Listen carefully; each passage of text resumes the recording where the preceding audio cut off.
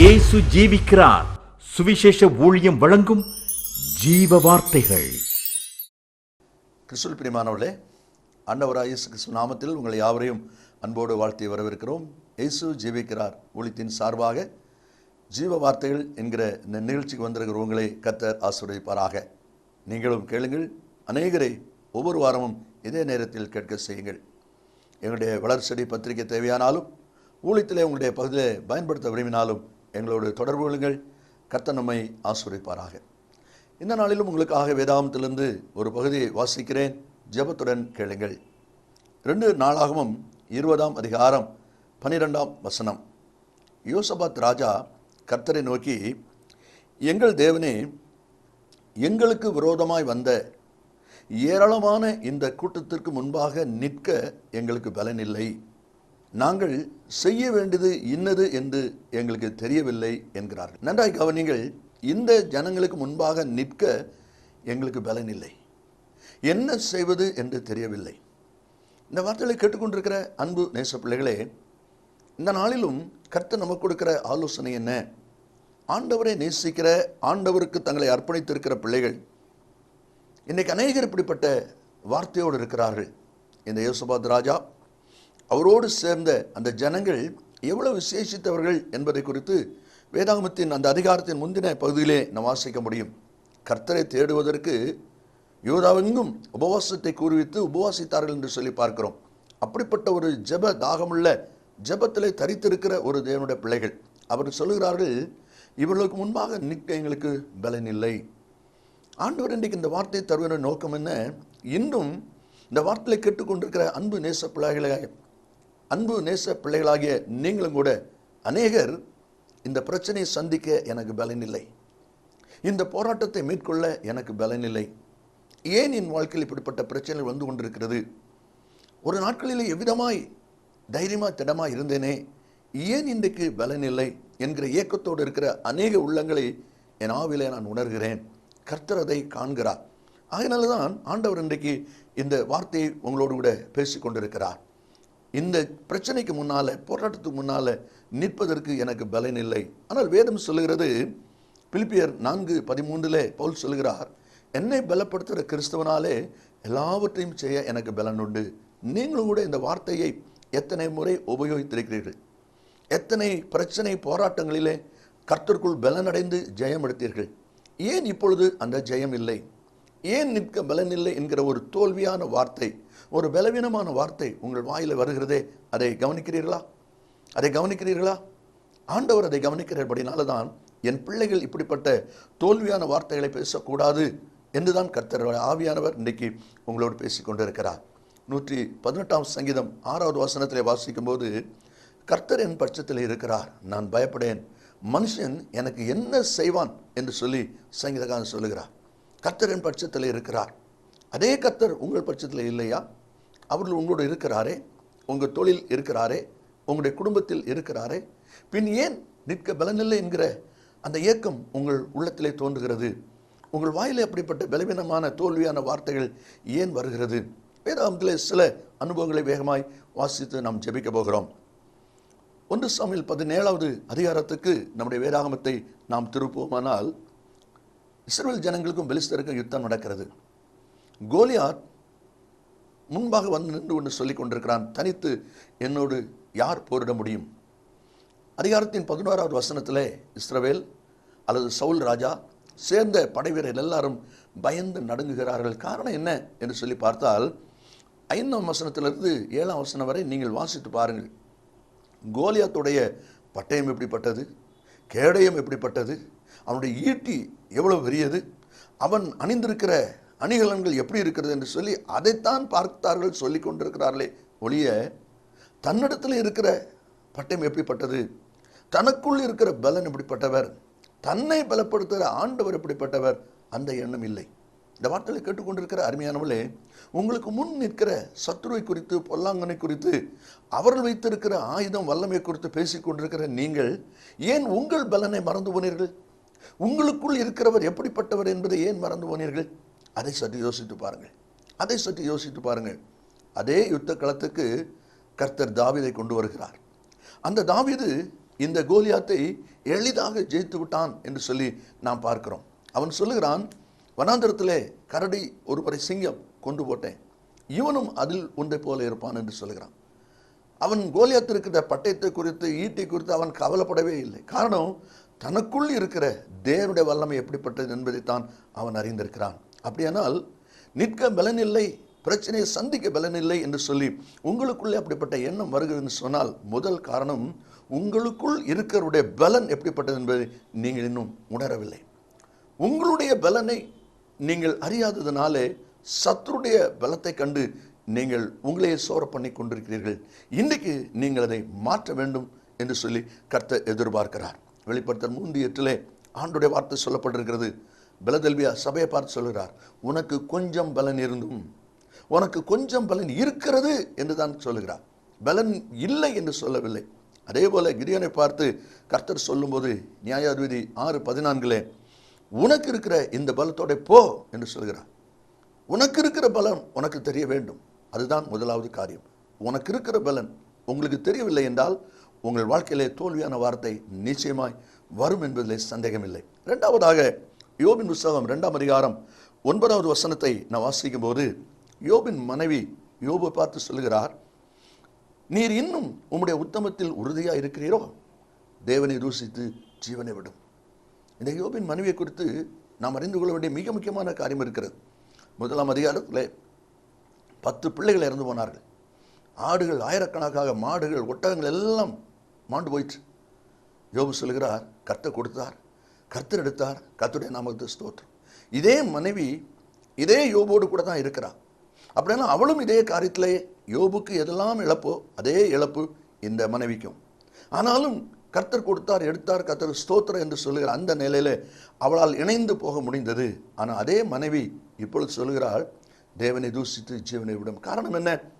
யோபுக்கு சரீரத்திலே வியாதி வந்தபோது அந்த வியாதியை கவனிக்க ஆரம்பித்து விட்டாள். அந்த வியாதியை கவனிக்க ஆரம்பித்த உடனே தேவனுடைய முகம் மறைக்கப்படுகிறது. ஆகினால்தான் தேவனை தூசித்து ஜீவனை விடும் என்று சொல்லுகிற ஒரு வார்த்தை வருகிறது. இந்த வார்த்தையை கேட்டுக்கொண்டிருக்கிற அன்பான கர்த்தருடைய பிள்ளைகளே, உங்கள் வாழ்க்கையில் எத்தனை சோதனையிலே நீங்கள் வெற்றி முழக்கமிட்டீர்கள் யோசித்து பாருங்கள். மரணத்துக்கும் உங்களுக்கும் ஒரு அடி தூரம் இருந்தது என்று சொல்லக்கூடிய பயங்கரமான சம்பவத்தில் எல்லாம் கர்த்தருக்கு வந்து நீங்கள் தைரியமாக நின்றீர்களே. இன்றைக்கு அந்த தைரியம் எங்கே? ஏன் இன்றைக்கு அந்த தைரியம் உங்களுக்கு இல்லை? ஏன் நிற்க பலனில்லை என்று சொல்லிக் கொண்டிருக்கிறீர்கள்?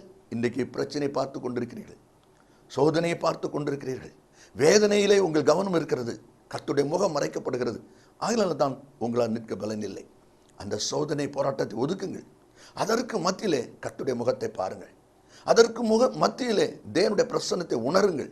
அதை உணர்வில்லானால் இந்த காரியத்தை எளிதாய் நீங்கள் மேற்கொள்ள முடியும். அதுதான் தேவனுடைய வார்த்தை சொல்வதை நாம் அங்கே பார்க்கிறோம். கர்த்தருடைய வார்த்தையும் அதை தான் சொல்லி கொண்டிருக்கிறது. எப்பொழுது எலியா தன் பிராணனை பாதுகாக்க வேண்டும் என்று சொல்லி அவனுக்குள்ள ஒரு எண்ணம் வந்ததோ, அவன் சூரச்செடி தூக்கி ஓடிக்கொண்டிருக்கிறான். கர்த்தரை நோக்கி ஓட வேண்டிய அவன் சூரச்செடியை பார்த்து ஓடிக்கொண்டிருக்கிறான். காரணம் என்ன? தன் பிராணனை காக்கணுங்கிற எண்ணம் வந்ததுனால. கர்த்தருடைய சமூகத்திலே நீங்கள் அமர்ந்திருந்து பலன் கொள்வீர்களானால் இந்த தோல்வியான வார்த்தைகள் வாழ்க்கையில் வராது. முகம் மறைக்கப்படும்படியாக நோயை உற்று பார்த்தபடினால் யோபின் மனைவி இவ்விதமாய் பலவீனமான வார்த்தை பேசுகிறதை பார்க்கிறோம். உங்கள் வாழ்க்கையிலும் கூட சற்று யோசித்து பாருங்கள். ஆண்டுடைய முகத்தை மறைக்கிற, ஆண்டுடைய பிரசன்னத்தை மறைக்கிற காரியம் என்ன? அதை உங்களை விட்டு விளக்குங்கள். பலமுள்ள வார்த்தை பேசுவீர்கள், வெற்றியான வார்த்தை பேசுவீர்கள். தோல்வியான வார்த்தை உங்கள் வாயிலே வராதபடி கர்த்தர் பாதுகாக்க போதுமானவராக இருக்கிறார். மூன்றாவதாக, யோனாவின் புத்தகம் 1ஆம் அதிகாரம் 3ஆம் வசனத்தில் நான் வாசிக்கும் போது, யோனா கர்த்தருடைய சமூகத்தில் நின்று விலகி ஓடினான். கர்த்தருடைய சமூகத்தில் நின்று விலகும்படி ஓடினான் என்று பார்க்கிறோம். ஒரு தீர்க்கதரிசி, தேவனால் பயன்படுத்தப்படுகிற, தேவனுடைய சத்தம் கேட்கிற ஒரு மனிதன் ஏன் அவன் ஓட வேண்டும்? ஆண்டவர் நினைவுக்கு போய் என்று சொல்லுகிற போக வேண்டியதானே. அவன் ஏன் தேவனுடைய சமூகத்தை விலகி தர்சிசுக்கு போகிறான்? 4ஆவது அதிகாரம் 2வது வசனத்தை நாம் வாசிப்போமானால் அங்கே சொல்லுகிறான், கர்த்தாவே, இது நிமித்தமே நான் முன்னே தேசத்தில் இருக்கும்போதே நான் தர்சிசுக்கு ஓடிப்போனேன். என்ன சொல்லுகிறான் பாருங்கள். இப்படிலாம் நீங்கள் செய்வீங்க தெரியும். இப்போ என்ன நடந்திருக்கிறது? நினிவே எச்சரிக்கணும்னு சொன்னார். நினிவே போய் எச்சரிக்கிறான். ஜனங்கள் எல்லாரும் ஆண்டுடைய சமூகத்தில் உபவாசித்து மனம் திரும்பினாங்க. ஆண்டவர் மன்னித்து அந்த அழிவுக்கு ஜனங்களை ஒப்பு கொடுக்கல. இவனுக்கு இப்போ வேகம் என்ன? நாம் சொன்ன வார்த்தை நிறைவேறலை, ஜனங்கள் கிராமம் காக்கப்பட்டதே என்கிற எண்ணத்தை விட நாம் சொன்னபடி நடக்கவில்லையே, இனி யார் என்ன மதிப்பா, இனி யார் எனக்கு கனம் கொடுப்பா, அப்படிங்கிற ஒரு எண்ணம் தான் அவனுக்குள்ளே இருக்கிறதை பார்க்கிறோம். இது நிமித்தமே நீர் சொல்வீங்க ஆனால் செய்ய மாட்டீங்க, கடைசியில் நம்ம பேர் தான் ரிப்பேர் ஆகும். அதனால தான் நான் முந்தைய உடனேன்னு சொல்கிறான். ஆண்டோடைய நடத்துதலிலே, ஆண்டவர் உங்களை வழிநடத்துகிற பாதையிலே ஒரு சந்தேகம், ஆண்டோடைய வழி நடத்துதலே ஒரு மன முறிவான வாழ்க்கை, ஒரு மன சலிப்பான வாழ்க்கை இருக்குமானால் தோல்வியான வார்த்தை வரும், பலவீனமான வார்த்தை வரும். அதுதான் இந்த வசனத்திலே நடப்பதை நாம் அங்கே பார்க்கிறோம்.